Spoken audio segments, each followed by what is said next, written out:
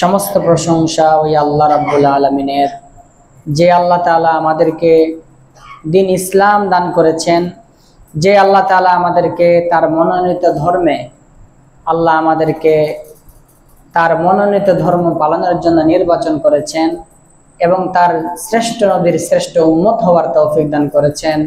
এই জন্য মহান রাব্বুল আলামিনের দরবারে শুকরিয়া আদায় করে আলহামদুলিল্লাহ।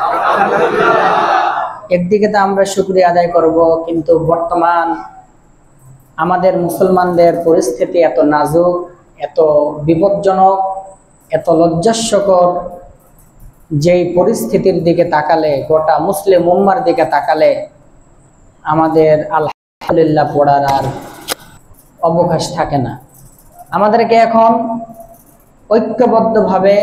ঐক্যবদ্ধ হয়ে সমস্ত হৃদয়কে একত্রিত করে গোটা কুফর শক্তির বিরুদ্ধে আমাদেরকে সোচ্চার হতে হবে এবং তাদের বিরুদ্ধে লেখালেখি করতে হবে, কথা বলতে হবে এবং তাদের বিরুদ্ধে চারণ করতে হবে। এটাই হচ্ছে ঈমান।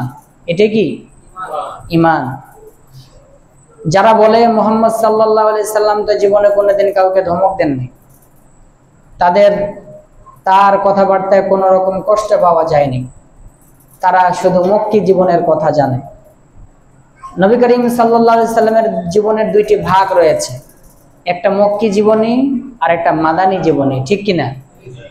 নবী করিম সাল্লাল্লাহু আলাইহি সাল্লাম মক্কার জীবনে যতদিন ছিলেন ততদিন তিনি সহনশীল অবস্থায় ইসলামের দাওয়াত দেওয়ার জন্য তিনি ছিলেন।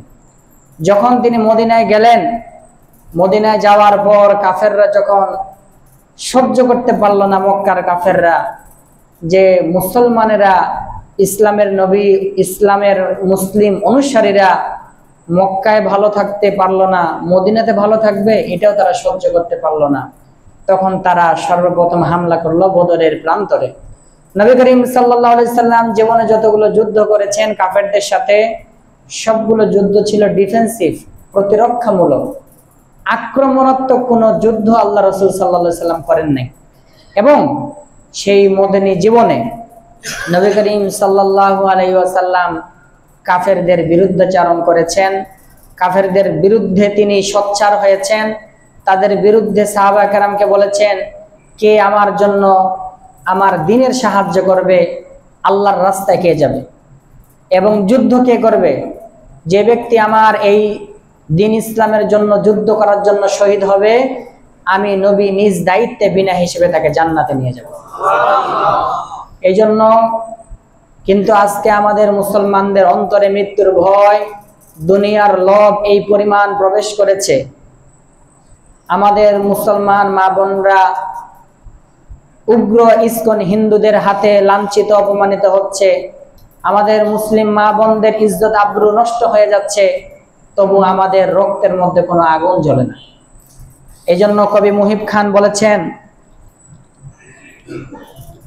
মুসলমানের বেশভূষা ভাই বদলে নেবার আসপালা, হুজরাগুলো ভেঙ্গে ফেলো, খানকাতে সব দাও তালা, উল্টে ফেলো আরামের গদি, শখের গদি, পানের বাটায় আগুন দাও, কোলবালিশে হেলান দেয়া মহিষগুলোর পেট কমাও।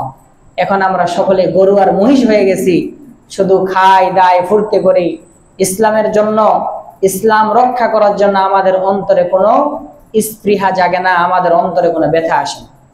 অথচ আপনি বলেন, নবী করিম সাল্লাল্লাহু আলাইহি সাল্লামের সেই সোনালী যুগে আরবের এক নারীকে হিন্দুস্তানের এক কাফের বাদশা মক্কা থেকে এক নারীকে ধরে নিয়ে এসেছিল। সেই মুসলিম নারী হিন্দুস্তানের জেলখানা থেকে একটা চিঠি লিখেছিল হাজ্জাজ বিন ইউসুফকে। হাজ্জাজ বিন ইউসুফ সেই চিঠি পড়ার পর তিনি তার আরবের সমস্ত বাহিনীদেরকে নিয়ে হিন্দুস্তানে হামলা করে, শুধু এক নারীর ইজ্জতকে রক্ষা করার জন্য। কিন্তু সেই জোশ, ইমানি শক্তি আমাদের কোথায় চলে গেল? কেন আমরা এত ঘুমিয়ে পড়ে আছি? কেন আমরা আজকে গাফলেতের চাদর মুড়ি দিয়ে আছি? আজকে আমরা এমন মুসলমান হয়ে গেছি, সামান্য দু চার টাকার পয়সার লোভে আমরা হিন্দুদের পক্ষে কথা বলতেছি, আমরা কাফেরদের পক্ষ নিয়ে কথা বলি। আমরা কাফেরদের পক্ষ হয়ে কথা বলে না বললেও আমরা নীরবতা হয়ে পালন করে নীরব দর্শকের মতো চেয়ে থাকি। এটা আমাদের জন্য কখনোই উচিত না।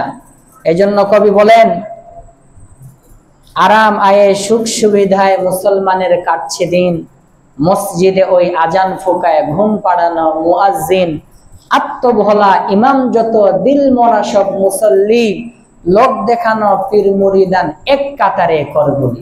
অর্থাৎ যত মুসলমানদের যত ধর্ম, মুসলমানের ধর্মের যত দল আছে, পীর মুরিদের লাইনে হোক, তাবলিগ হোক, জামাত হোক, হেফাজত হোক, যে যে লাইনে থাকুক সবাই আরামায় এসে দিন কাটাচ্ছে।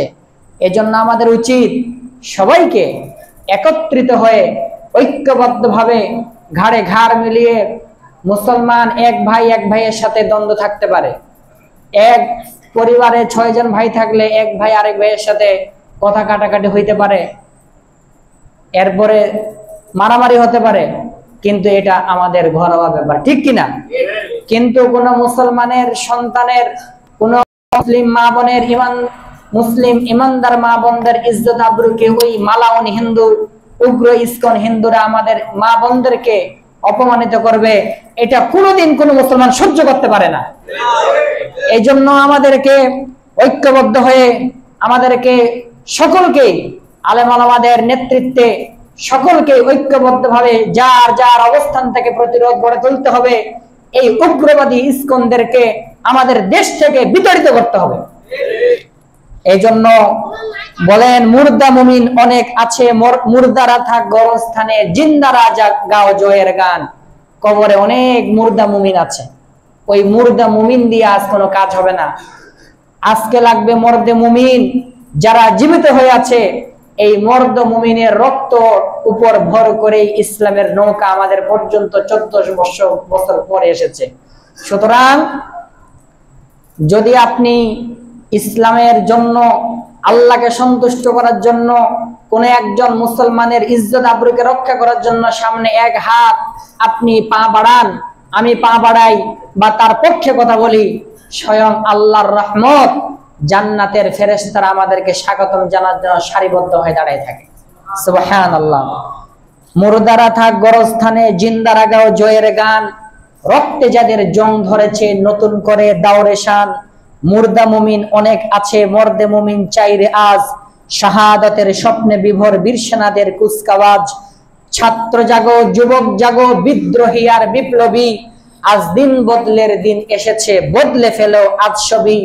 বিশ্ব জুড়ে বেঈমানেরা মুসলমানের সব খেলো। তসবিহ জপার দিন গিয়ে তাই ট্রিগার চাপার দিন এলো। এখন আর মসজিদে বসে ওই সুবহানাল্লাহ, আলহামদুলিল্লাহ তসবিহ পড়ে সুবহানাল্লাহ বলার সময় নাই। এখন আপনাকে পিস্তলের গুলি নিয়ে তসবিহ পড়ার সময় এসে গেছে। যেমন আফগানিস্তানের মুসলমানেরা, মুজাহিদ ভাইরা, তাদের হাতে আপনি তাসবিহ দেখবেন না, বড় বড় রাইফেল গুলির, তারা এক একটা করে রাইফেল গুলি নেয় আর সুবহানাল্লাহ বলে। সুবহানাল্লাহ। আল্লাহ কোরআনে বলেছেন, হে মুসলমানেরা, তোমরা কাফেরদের বিরুদ্ধে শক্তি অর্জন করো। ওয়া আ'ইদ্দু লাহুম মাস্তাতা'তুম মিন কুওয়াতিন। তোমরা কাফেরদের বিরুদ্ধে যতটুকু পারো শক্তি অর্জন করো। যদি তুমি তোমার পায়ের মাটি শক্ত করতে পারো, তুরহিবুনা বিহি আদুওয়াল্লাহ, তোমরা সেই শক্তি দিয়ে আল্লাহর দুশমনকে ভয় দেখাতে পারবে। সুতরাং কাফেরদেরকে, উগ্রবাদী কাফেরদেরকে ভয় দেখানো একটা ঈমানের অংশ, একটা আল্লাহর হুকুম। সুতরাং যে সমস্ত ইহুদি, খ্রিস্টান, বৌদ্ধ, হিন্দু, নাস্তিক, কমিউনিস্ট যারা মুসলমানদের দেশে স্বাভাবিক জীবন যাপন করে ট্যাক্স দিয়ে থাকে, তাদের ব্যাপারে আল্লাহর রাসূল বলেছেন, তোমাদের মুসলমানরা যেমন তোমাদের মুসলমানদের ভাইয়ের সম্মান, জানমাল রক্ষা করা তোমাদের জন্য ফরজ। সাধারণভাবে জীবন যাপন যেই কাফেররা করে, তাদের ধর্মের কাফেরদের জানমাল সম্মান রক্ষা করা ফরজ। কিন্তু কোন কাফেররা যদি মাথা চাড়া দিয়ে উঠে, কোন কাফেররা যদি মুসলমানদের দিকে চোখ রাঙিয়ে তাকায়, মুসলমানেরা চোখ রঙিন করে তাকাবে। কোন মুসলমানেরা যদি, কোন কাফেররা যদি মুসলমানদের দিকে আঙ্গুল উত্তোলন করে, মুসলমানের তাদের বিরুদ্ধে বক্সের উত্তোলন করার কথা কোরআনে বলা হয়েছে। কোন মুসলমানদের বিরুদ্ধে যদি কোন কাফেররা হুঙ্কার দেয়, মুসলমানদের পক্ষ থেকে তাদের গলা কেটে তাদেরকে শিরচ্ছেদ করে দেওয়ার কথা কোরআনে আল্লাহ বলেছে। সুতরাং আজকে মুসলমানদের একজন মেয়ের যাকে 3 দিন যাবত নির্যাতন করা হয়েছে, মানসিক নির্যাতন করা হয়েছে, শারীরিক নির্যাতন করা হয়েছে, সেই আমাদের দেশের কর্মকর্তারা, নেতৃস্থানীয়রা, পুলিশরা তাদেরকেই আবার জেলখানার মধ্যে সুন্দর করে হেফাজতে রাখছে, ঠিক কিনা? দেখা যাচ্ছে পুলিশরাই তাদেরকে ভালো রাখতেছে। আজকে পুলিশদের সমস্ত কাপড় নাপাক হয়ে গেছে, পুলিশদের সাথে হাত মেলানো হারাম হয়ে গেছে। তাদের সাথে কোনোভাবেই তারা যতক্ষণ পোশাক পরে থাকবে তাদের সাথে হাত মেলানো হারাম হয়ে গেছে। যখন তারা পোশাক খুলবে তাদের সাথে হাত মিলাবেন, বুক মিলাবেন, কিন্তু যতক্ষণ এই মালাউনের বাচ্চা পুলিশরাও তাদের হিন্দুদের সহযোগী হয়ে কাজ করতেছে, ধর্ষণের পক্ষ হয়ে তারা নিচ্ছে, তার মানে এই আপনি একবার চিন্তা করেন, আপনি আপনার থেকে চিন্তা করি, আমার থেকে চিন্তা করি, আমার মেয়ের গায়ে কেউ যদি হাত দেয় আপনি কি সহ্য করবেন? আপনার বোনের গায়ে যদি কেউ হাত দেয় আপনি সহ্য করবেন? সুতরাং একজন মুসলমানের গায়ে ইসকন যেভাবে নির্যাতন করেছে, ধর্ষণ করে, সেই ইসকনেরা হিন্দুরা, মালাউনের বাচ্চা হিন্দুরা, উগ্রবাদী হিন্দুরা তাদের পক্ষ তো নিয়েছে, মুসলমানদের পুলিশরা তাদের পক্ষ নিয়েছে। সুতরাং এই পুরো সিস্টেমকে যদি বদল করা যায়, আজকে আল্লাহ রাসূল সাল্লাল্লাহু আলাইহি ওয়াসাল্লাম হাদিস শরীফের মধ্যে বলেছেন, রাসূলুল্লাহ কারীম সাল্লাল্লাহু আলাইহি ওয়াসাল্লাম জামানার এক ঘটনা, মক্কার মুশরিকদের সর্বাত্মক জুলুম নির্যাতনে যখন চরম জীবন অতিষ্ঠ হয়ে উঠে গেছে, তখন কাফের মুসলমানেরা মক্কা থেকে চলে গেছে হাবশা দেশে। হাবশা দেশে যাওয়ার পর রাজা নাজ্জাশীর দরবারে যখন তারা যায়, তখন কাফেররাও সেখানে চলে যায়। তারা সহ্য করতে পারে না মুসলমানদের আরামায়েশ। কেন তারা মুসলমানরা আরামে থাকবে, কেন ভালো থাকবে, কেন মুসলমানরা ইমানদার সন্তান জন্ম দিবে? এই জন্য তারা মুসলমান সাহাবীদেরকে সেই হাবশা থেকে ফিরিয়ে আনার জন্য তারা সর্বাত্মক চেষ্টা করেছে। কেননা কোন কাফের, কোন এই হিন্দুস্তান, ভারত, হিন্দুরা কোনো দিন চায় না মুসলমানেরা সুখে শান্তিতে জীবন যাপন করুক। সুতরাং কথা আজকে আমি আপনাদের সামনে বলবো, আল্লাহ কোরআনে বলেছেন, ইন্নাদ-দীনা ইনদাল্লাহিল ইসলাম, আল্লাহর কাছে একমাত্রই ধর্ম ইসলাম। এছাড়া পৃথিবীতে যত ধর্ম আছে, হিন্দু, বৌদ্ধ, খ্রিস্টান, নাস্তিক, বুদ্ধিস্ট, সমস্ত ধর্ম হলো বাতিল। সমস্ত ধর্ম কি? আজকে খ্রিস্টানেরাও ইসলামের বই লেখে, হিন্দুরাও ইসলামের বই লেখে, বৌদ্ধরাও ইসলামের বই লেখে, মুসলমান নামক মির্জাফরের মতো কিছু মুসলমানরাও তাদের পক্ষ হয়ে কথা বলে। তারা তর্জমা করে, লাকুম দীনুকুম ওয়ালিয়া দীন, তোমাদের ধর্ম তোমার, আমাদের ধর্ম আমার। ওই মূর্খের বাচ্চারা এটাও জানে না দিন শব্দের একাধিক অর্থ আছে।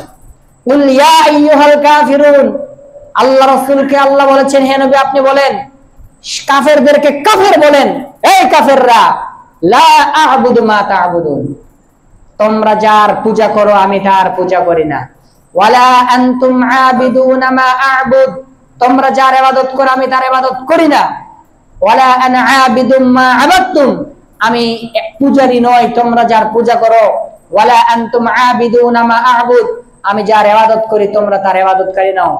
লাকুম দীনুকুম ওয়ালিয়া দীন, এই নাস্তিকের বাচ্চারা তর্জমা করে, তোমাদের ধর্ম তোমার, আমাদের ধর্ম আমার। তার মানে তোমরাও ঠিক আছে, আমাদের ধর্ম আমারও ঠিক আছে। এরা কোরআনের তর্জমাকে বিকৃত করে দেয়। এখানে ধর্ম অর্থ নয়, এখানে ধর্ম, এখানে দিন, লাকুম দীনুকুম মানে তোমরা যে কুফরি করতেছো, আল্লাহর সাথে শরীক করে মূর্তি পূজা করতেছো, তোমাদের কর্মফল জাহান্নাম তোমাদের জন্য, ওয়ালিয়া দিন, আমার ইসলামের কর্মফল জান্নাত আমার জন্য। এটাই হলো মূল তর্জমা। কিন্তু মুসলমানেরা আজকে এত ঘুমিয়ে পড়েছে যে আজকে যদি কোনো মুসলমান কোন মেয়ের গায়ের উড়না টান দিত, বলেন আজকে কি অবস্থা হইতো? ঠিক না? ভারতে মুসলমানদেরকে মারতো, তারপরে মুসলমানদের আজকে ওই হিন্দু মালাউনের বাচ্চা উগ্ররা তারা বড় বড় রাম দিয়ে ছুরি দিয়ে তারা মিছিল করে। আল্লাহর কসম, আল্লাহ পবিত্র কোরআনে বলেছেন, ইয়াকুম মিনকুম 20 সাবিরুন ইয়াগলিবু মিয়াতাইন, যদি 20 জন মুসলমান ঈমানের উপর অটল থেকে সীসা ঢালা প্রাচীরের মতো দাঁড়ায় থাকে, 100 জন কাফের শত রাম দানিয়ে আসলেও মুসলমানের সঙ্গে পারবে না। এই জন্য মুসলমানের রক্তে জং ধরেছে। কবি মুহিব খান বলেন, শাহাদাতের ছাত্র জাগো, যুবক জাগো, বিদ্রোহী আর বিপ্লবী, আজ দিন বদলের দিন এসেছে, বদলে ফেলো আজ ছবি। লুঙ্গি পরে চলবে না আর, পায়জামাতে ঢোকাও পা, রক্তে জ্বলুক আগুন তোমার ভক্ত পাজের শক্ত গা। জুব্বা খুলে নাওরে তুলে জুব্বা খুলে নাওরে তুলে বারুদ মাখা পাঞ্জাবি, সত্য করে পাগড়ি বাঁধো, থাক না পড়ে গল টুপি। পান চিবানের স্বভাব ছেড়ে হাড্ডি চিবাও ইসকনের, ঠিক কিনা? পান চিবানের স্বভাব ছেড়ে হাড্ডি চিবাও দুশ্মনের, ঝড় তুফানে পড়বে মারা মৌলবী সব খসমনের। সুরমা দেবার কি প্রয়োজন, থাক না দু চোখ রক্ত লাল, ক্ষিপ্ত বাঘের দৃষ্টি দেখে দৌড়ে পালাক ভেড়ার পাল। সমস্ত কাফেররা হলো ভেড়ার পাল। দেখেন না, পৃথিবীর মধ্যে সবচেয়ে বড় শক্তিশালী আমরা কাকে মনে করি? রাশিয়াকে। ওই রাশিয়াকে 24 বছর মারে একেবারে ধুনা ধুনা করে ফেলছে আফগানিস্তান। সবচেয়ে বড় শক্তি এখন আমরা মনে করি আমেরিকাকে। আমেরিকাকে 2001 সাল থেকে 2000 সাল থেকে এই 2021 সাল পর্যন্ত এমন মায়ের মারছে, তারা লাভ থেকে চলে গেছে কোথায়? আমেরিকায়। সুতরাং একজন মুসলমান যদি সামনে বুক ফুলে দাঁড়ায়, 20 জন কাফেরও এই 20 জন ভেড়ার পালো এদের সামনে দাঁড়াতে পারবে না, ঠিক কিনা? আল্লাহ কোরআনে বলেছেন, কাফেররা সবচেয়ে বেশি মৃত্যুকে ভয় পায়। কাফেররা সবচেয়ে বেশি কিকে ভয় পায়? কিন্তু মুমিনরা কখনো মৃত্যুকে ভয় পায় না। মুমিনরা জানে, আমরা যদি আল্লাহর রাস্তায় শহীদ হই, আমরা সবচেয়ে প্রিয়তম মাহবুব আল্লাহর সাথে সাক্ষাৎ করতে যাব, ঠিক কিনা? এই জন্য কবি বলেন, নাই কিরে কেউ শঙ্কা তেজিয়া তুচ্ছ করিয়া ভয়, আকাশ ভেদিয়া জমিন ছেড়িয়া ছিনিয়া আনিবে জয়। সুতরাং আজকে আমরা মুসলমানেরা এত জং ধরেছে, আমাদের অন্তরে কোনো আগুন জ্বলে না। এই জন্য কবি বলেছেন, সুরমা দেবার কি প্রয়োজন, থাক না দু চোখ রক্ত লাল, ক্ষিপ্ত বাঘের দৃষ্টি দেখে দৌড়ে পালাক ভেড়ার পাল। উপচে পড়া দাড়ির সাথে গফতা না হয়ে থাক ফুলে, ঝাঁকড়া চুলের বাবরি দেখে সিংহ পালাক জঙ্গলে। রুমাল দিয়ে কান ঢেকে আর কদিন রবে শান্তিতে, বিশ্বটা যে যাচ্ছে ডুবে গমরাহি আর ভ্রান্তিতে। গামছা ফেলে রুমাল ফেলে হাত রাখা ভাই বন্দুকে, মারের ভয়ে মরার আগে মরতে হবে কোন দুঃখে। এই জন্য মরতে যদি হবে, মারে মরতে হবে, শহীদ হয়ে মরতে হবে।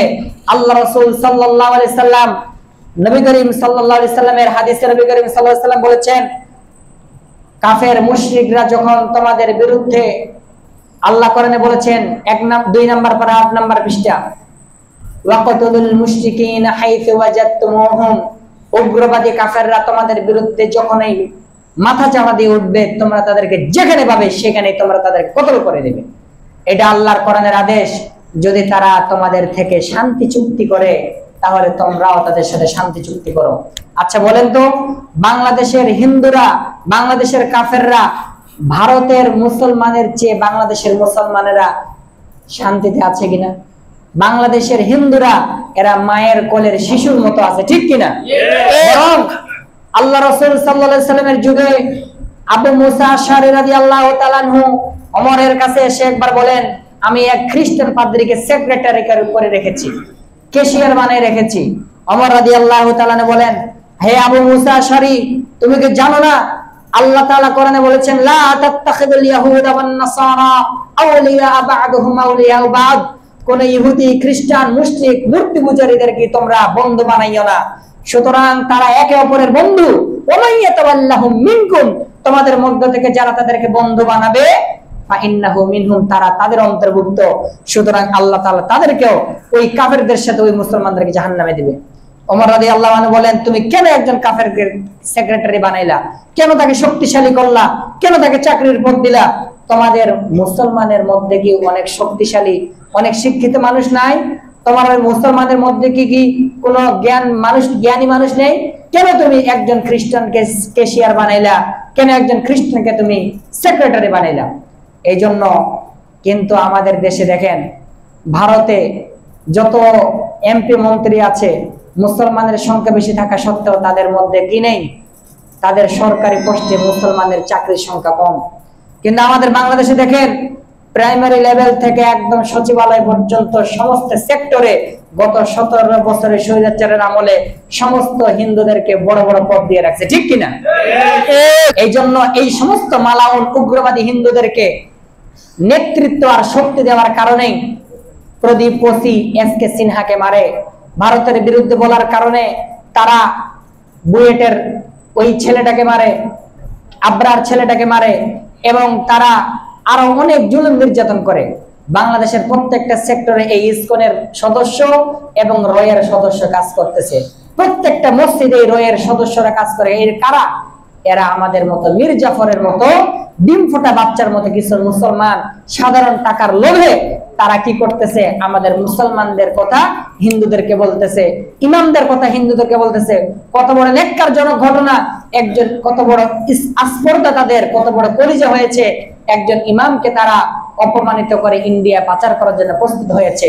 সর্বোপরি মুসলিম নারীদেরকে তারা কত বড় জুলুম নির্যাতন করে। তারা চাচ্ছে ঐক্যবদ্ধ হয়ে তারা মুসলমান নারীদের, মেয়েদের পেটে তারা কাফেরদের বাচ্চা জন্ম দিতে চাচ্ছে, যাতে করে কোনো মুসলিম নারী কোনো ইমানদার বাচ্চা জন্ম দিতে না পারে।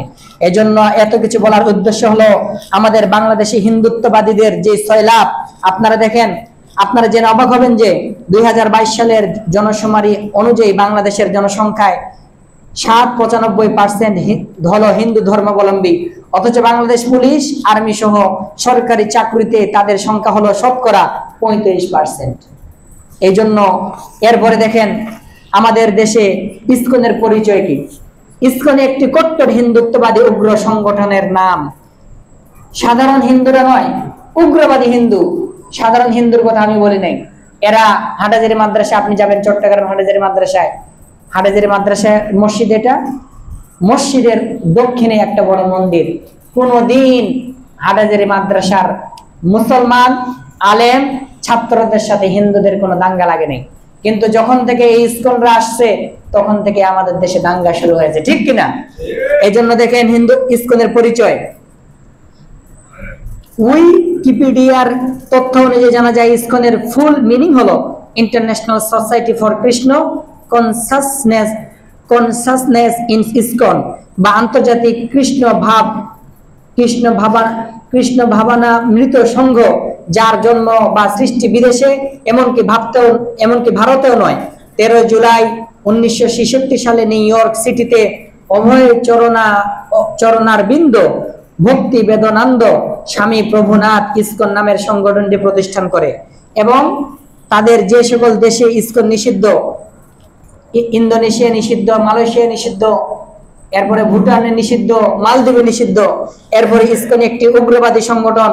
ইসকনকে উগ্রবাদী প্রকৃত অর্থেই ধর্ম বিরোধী পেশি শক্তি প্রদর্শনকারী বলছে স্বয়ং হিন্দুদের ঐতিহ্যবাহী প্রতিষ্ঠান প্রবর্তক সংঘ। ইসকনটা যে উগ্র, হিন্দুরাও বলে এরা উগ্র। তারা জবরদখল করে, মানুষের কি করে, তারা মানুষের জমি দখল করে। এরপরে দেখেন তাদের কর্মকাণ্ড। ফরিদপুরের মধুখালীতে হিন্দু কর্তৃক বর্বরচিত হত্যাকাণ্ড। হিন্দুরা বাংলাদেশের মায়ের কোলের সন্তানের মতো নিরাপদে বসবাস করা সত্ত্বেও মুসলিমদের বিরুদ্ধাচরণে তাদের চক্রান্ত এবং ষড়যন্ত্র থেমে নেই। মুসলিমরা শান্তিপ্রিয়, তাই কখনো উগ্র পন্থা অবলম্বন করে না। তারা জানে আমরা যদি আমাদের দেশে হিন্দুদেরকে অত্যাচার করি, ওই কসাই মোদি আমাদের মুসলিম ভাইদেরকে অত্যাচার করবে, ঠিক কিনা? এই জন্যই আমরা তাদের প্রতি আমরা তাদেরকে আক্রমণ করি না, কিন্তু আমাদের সরলতাকে তারা দুর্বলতা ভাবছে, ঠিক কিনা? এই জন্য আমাদের সরলতাকে দুর্বলতা ভাবা মানে তাদের বোকামি। সুতরাং বাংলাদেশের সমস্ত ওলামায়ে কেরাম এক ঐক্যমত হয়ে তারা আমাদের দেশের সরকারকে 72 ঘন্টা সময় দিচ্ছে। যদি এই 72 ঘন্টার মধ্যে এই ইসলামকে নিষিদ্ধ ঘোষণা না করা হয়, দেশের সমস্ত ইমাম, সমস্ত আলেম রাজপথে নেমে কি হবে আল্লাহ ভালো জানে। এই দেশে উগ্রবাদী হিন্দু ইসকন থাকতে পারবে না, ঠিক কিনা? আপনারা থাকবেন কিনা আলেম ওলামাদের সাথে? ইনশাআল্লাহ। এই জন্য তাদের দেখেন বাংলাদেশে তাদের অবস্থা, উগ্রবাদী হিন্দু সংগঠন ইসকন বাংলাদেশে বিরূপ পরিস্থিতি তৈরি করেছে, এবং তারা সাম্প্রতিককালে ইসকন মুফতি মহিবুল্লাহ সাহেবকে গুম করার ঘটনা দেখেন। বাংলাদেশে ভারতের পরোক্ষ মদদে এবং বিগত স্বৈর শাসকের 17 বছরের প্রত্যক্ষ সহযোগিতায় ইসকন তাদের শিকড় মজবুত ভাবে গেড়ে বসেছে। ইসকনের অপতৎপরতা সম্পর্কে জাতিকে সতর্ক করা এবং এদেশের আপামর জনতার অভিভাবক উলামায়ে কেরাম এবং মসজিদের ইমাম খতিবগণের দায়িত্ব কর্তব্য। কিন্তু উলামায়ে কেরাম ও খতিবগণ দায়িত্ব পালনের পরপরই দেখা যায় উগ্রবাদী এই হিন্দুত্ববাদী সংগঠনটির লোকেরা নানান হুমকি দিয়ে থাকে।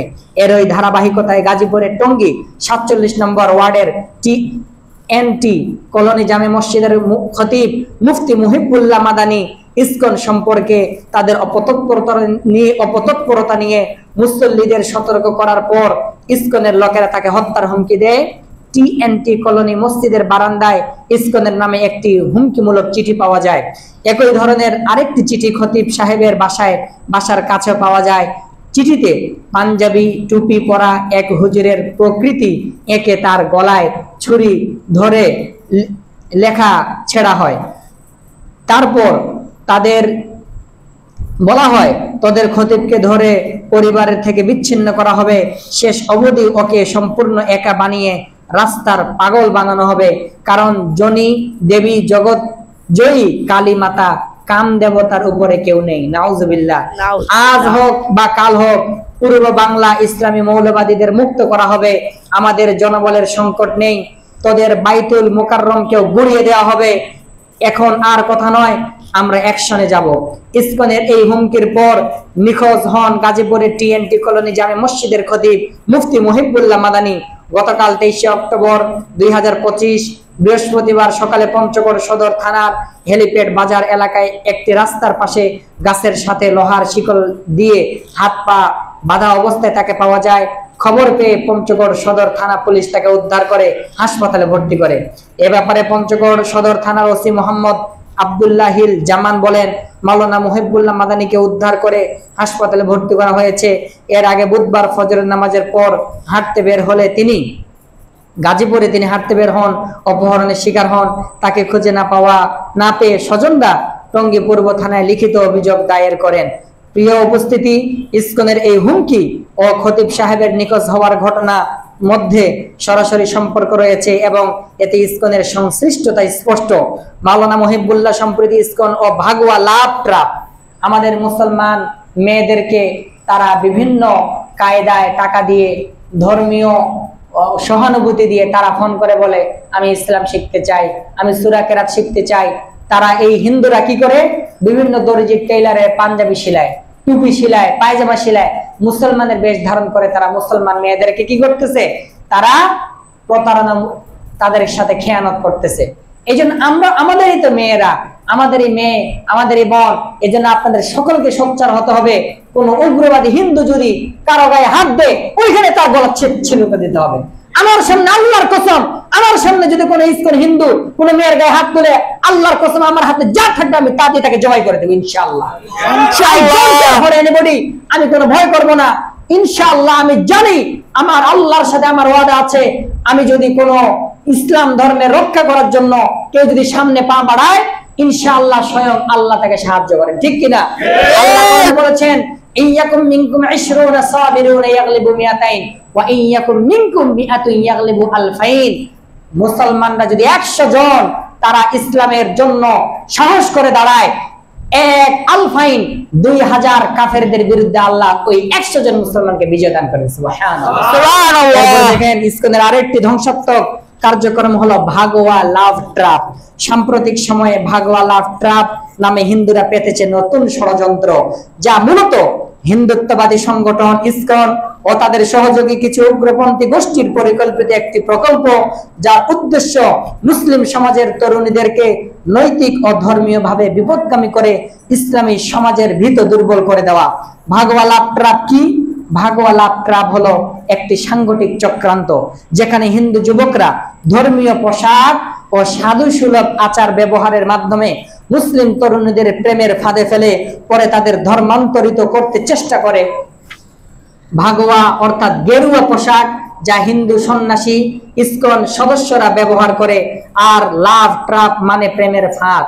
ভাগোয়া লাভ ট্রাপ হচ্ছে এমন এক ফাঁদ যেখানে ধর্মীয় ছদ্মবেশে মুসলিম মেয়েদের প্রেম ও বিবাহের প্রতারণামূলক পথে ধর্ম পরিবর্তনের দিকে ঠেলে দেওয়া হয়। এদের প্রতারণার ধাপসমূহ। এই ষড়যন্ত্র সাধারণত ধাপে ধাপে পরিচালিত হয়ে থাকে। ধর্মীয় ভাবমূর্তি তৈরি। ইসকন বা হিন্দু সংগঠনের সদস্যরা গেরুয়া পোশাক, তিলক, মালা ও মৃদু ভাষার মাধ্যমে আধ্যাত্মিক মানুষ হিসেবে নিজেদেরকে উপস্থাপন করে এবং বিশ্বাস অর্জন তারা করায়। তারা সামাজিক যোগাযোগ মাধ্যমে, বিশ্ববিদ্যালয়, ক্যাম্পাস, সাংস্কৃতিক অনুষ্ঠান বা সেবামূলক কার্যক্রমের মাধ্যমে মুসলিম তরুণীদের সঙ্গে সম্পর্ক গড়ে তোলে। প্রেমের ফাঁদ ধীরে ধীরে ভালোবাসার সম্পর্ক গড়ে তোলে। আন্তধর্মীয় সহনশীলতা ও সব ধর্ম এক, এই কথা বোঝায় এমন ধারণা তারা ছড়িয়ে দেয়। ধর্মান্তর প্ররোচনা। শেষ পর্যায়ে মেয়েটিকে হিন্দু ধর্ম বা ইসকনের দর্শন গ্রহণে প্ররোচিত করে, অনেক সময় বিবাহের প্রতিশ্রুতি দিয়ে ধর্মান্তর সম্পন্ন করে ফেলে। এই জন্য দেখেন, তারা গরিব মুসলমান যারা মেধাবী ছাত্রী, তারা গরিব, দারিদ্রতার সুযোগ নিয়ে গরিব মেয়েদেরকে টাকা দেয়। গরিব মেয়েদেরকে কি করে? টাকা দিয়ে তাদেরকে ধর্মান্তরিত করে, তাদেরকে লোভ দেখায়, তাদের মতো করতে চেষ্টা করে। এটা কেন? আমাদের মুসলিম ধনীরা যাকাত না দেওয়ার কারণে, ঠিক কিনা? মুসলমান ধনীরা যদি, আল্লাহ নিজে চান যেন গরিবরা গরিব না থাকে, এই জন্য আল্লাহ কোরআনে যাকাতের বিধান দিয়েছেন, যাতে করে এই দারিদ্রতার সুযোগ করে কোন হিন্দু, খ্রিস্টান, বৌদ্ধরা যেন দারিদ্রতার সুযোগ করে কোন মুসলমানদেরকে কাফের বানাতে না পারে। কিন্তু আজকে আমরা মুসলমান ধনীরা এত কৃপণ হয়ে গেছি, আমরা হাঁসের মতো হয়ে গেছি। হাঁস যেমন মনে করে দুনিয়া ডুবে যাক, আমি ভালো আছি, সুতরাং মুসলমানরা মরে যাক, তারা কি হয়ে হোক, আমি তো ভালো আছি, এই আমাদের চিন্তা, এই আমাদের একদম আমাদের ফিকির হয়ে গেছে। সুতরাং তারা কি করতেছে? এই যে মুসলিম গরিব মেয়েদেরকে তারা কি করতেছে? দারিদ্রতার সুযোগ নিয়ে তাদেরকে তারা ধর্মান্তরিত করতেছে। এখন আসেন মুসলিম সমাজের, এইগুলো হলো তাদের বিভিন্ন কার্যকলাপ। তারা দেখেন, সিলেটের এক আলেমকে ইসকনের বিরুদ্ধে কথা বলার কারণে ইসকন ওই সিলেটের আলেমকে হত্যা করছে 2021 সালে।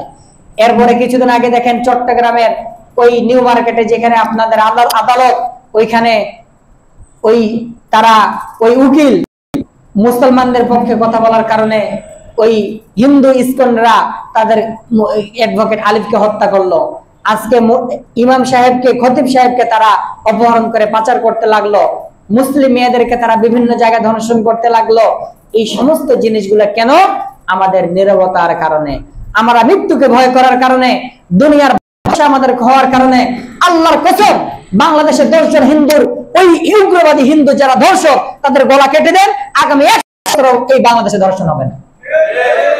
সুতরাং আল্লাহ কোরআনে বলেছেন, ওয়াফিল কিসাসি হায়াতুন, গলা কাটার মধ্যে মানুষের জীবন রয়েছে। প্রশ্ন আসে, গলা কাটলে তো মানুষ মরে যায়, জীবন কিভাবে হইল? দেখবেন সৌদি আরবে চুরি করলে হাত কাটে, ঠিক কিনা? চুরি করলে হাত কাটে। এখন সমস্ত চোরের যদি হাত কাটা যায়, হাতে তো আর থাকবে না। সৌদি আরবে 1 বছরে একটা হাত কাটে, 20 বছরে আর চুরি হয় না, ঠিক কিনা? আফগানিস্তান স্বাধীন হওয়ার পর থেকে এই পর্যন্ত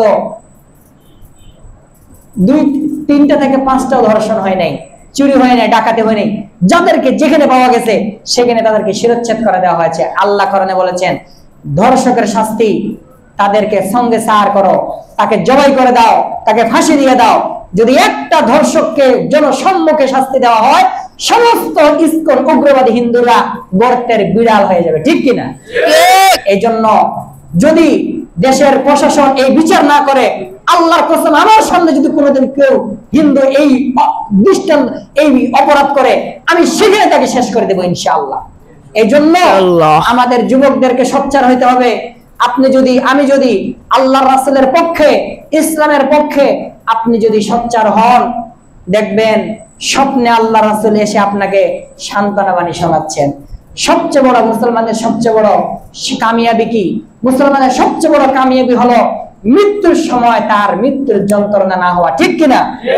যে মুসলমান ইমানদারদের পক্ষ নিয়ে, ইসলামের পক্ষ নিয়ে কাফেরদের সাথে যুদ্ধ করবে, যখন তার মৃত্যু হবে, আল্লাহ তাআলা স্বয়ং জান্নাতের হুর আর জান্নাতের মনোরম দৃশ্য তার চোখের সামনে এমন ভাবে তুলে ধরবে, তার মৃত্যুর যন্ত্রণা সে টেরও করতে পারবে না। সুবহানাল্লাহ, সুবহানাল্লাহ। এইজন্য শহীদ হওয়ার তামান্না নিয়ে সমস্ত যুবকদেরকে একত্রিত হতে হবে, যাতে করে এই এলাকার, আপনাদেরকে আমি সতর্ক করলাম, যাতে এই এলাকার কোন উগ্র হিন্দু আমাদের মুসলমান মা বোনদেরকে টার্গেট করতে না পারে।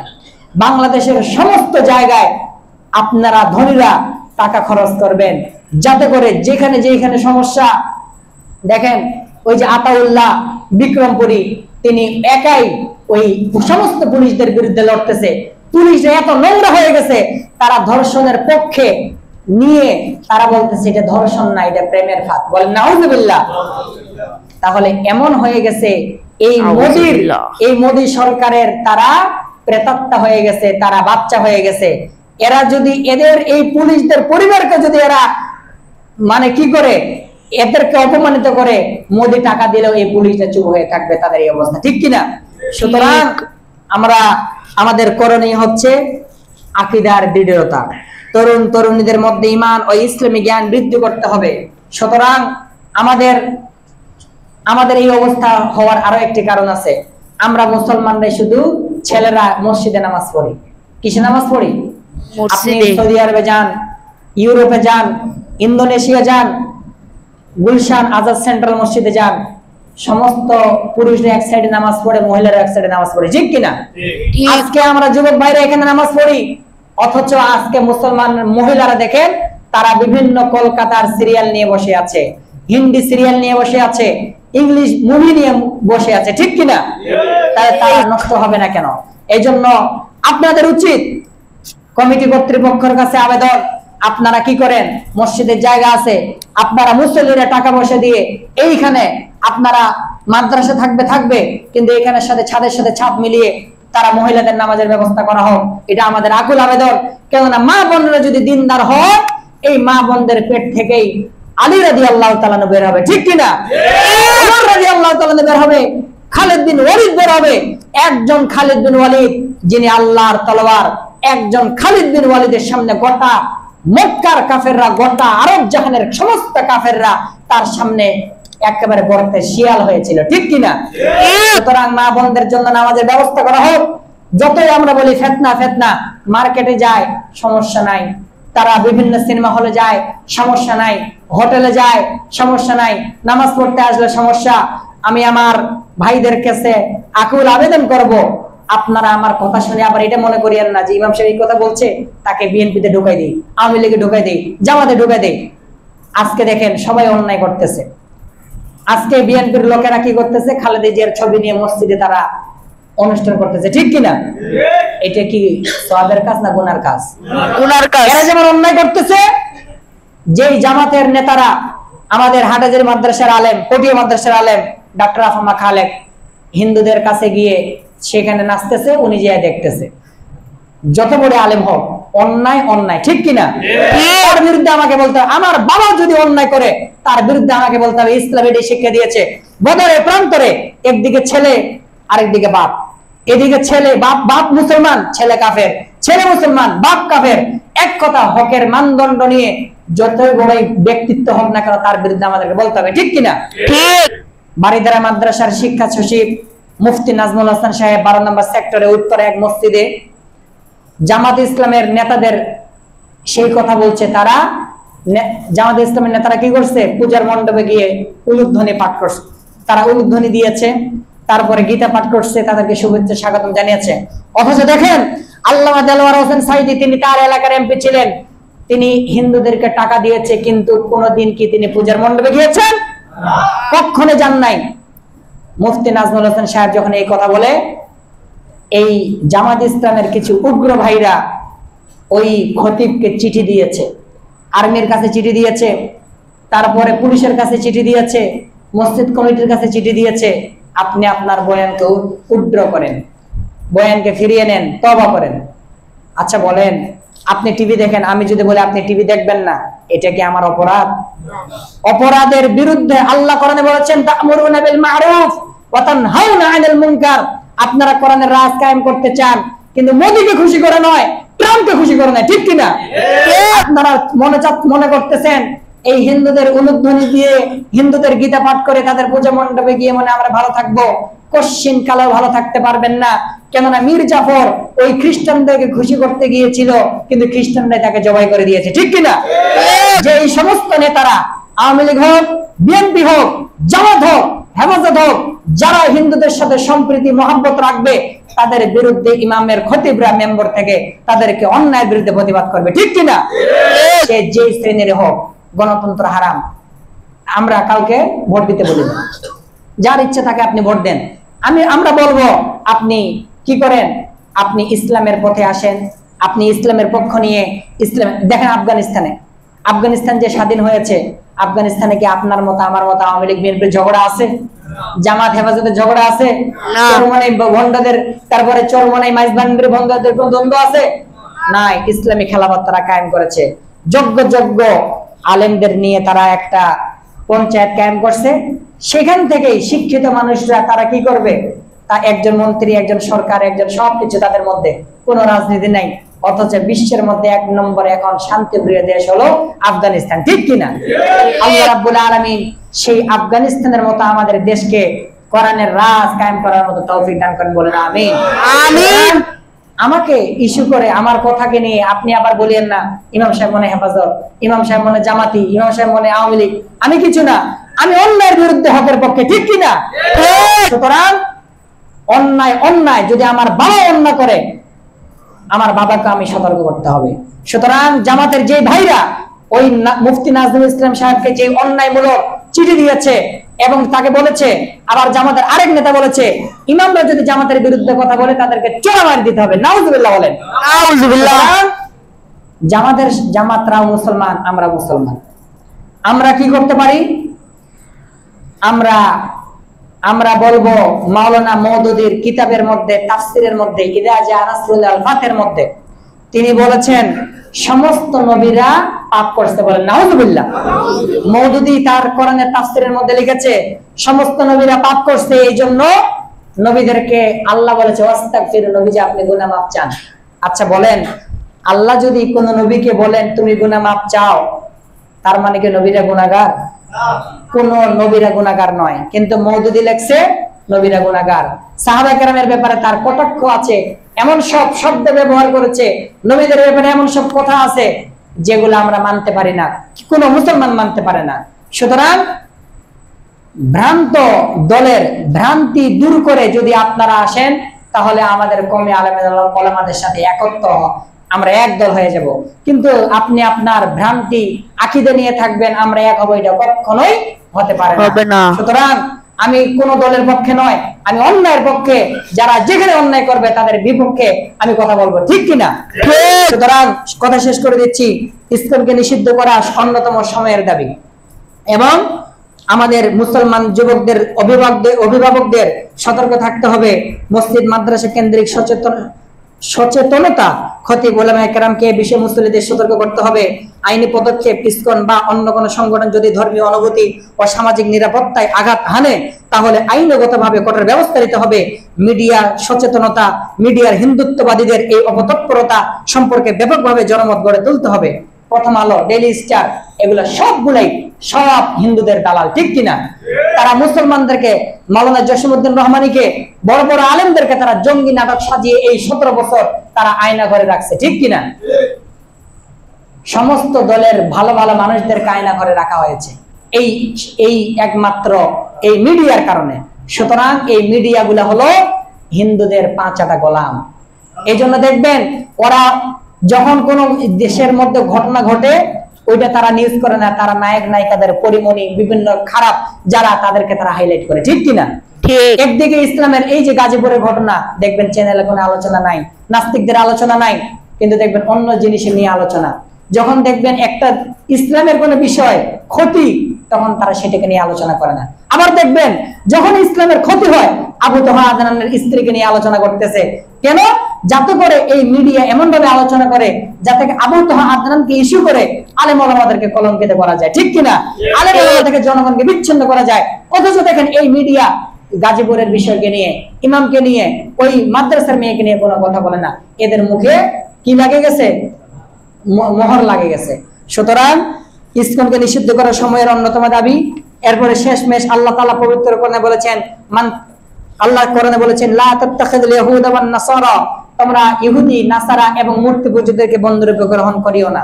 এবং যারা তাদেরকে বন্ধুরূপে গ্রহণ করবে তারা তাদের অন্তর্ভুক্ত। ইন্নাল্লাহা লা ইয়াহদিল কওমাল যালিমিন, আল্লাহ জালেম সম্প্রদায়কে হেদায়েত দেন না। সুতরাং আমাদের ধর্মীয় বিধর্মীদের উৎসব পূজায় শরীক না হওয়া এবং অথবা তাদের তা উদযাপনে তাদেরকে সাহায্য সহযোগিতা না করা। পূজার জন্য সাহায্য করতে পারবেন না। আপনি একটা হিন্দুর মেয়ের বিয়ে হচ্ছে না, টাকা দেন। একটা হিন্দু খাইতে পারতেছে না, তাকে টাকা দেন, সাহায্য করেন, বাড়ি করে দেন, যেমন আহমদুল্লাহ সাহেব করতেছে, সব কাজ করতেছে, কিন্তু তাকে আপনি শিরকের কাছে সাহায্য করতে পারবেন না। আবার কোন নেতা, কোন মুসলমান তাদের পূজা মণ্ডপে যাওয়াটা হারাম, ঠিক কিনা?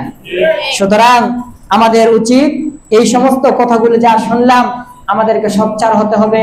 আমাদেরকে যার যার জায়গা থেকে আমাদেরকে সাহায্য সহযোগিতা করতে হবে।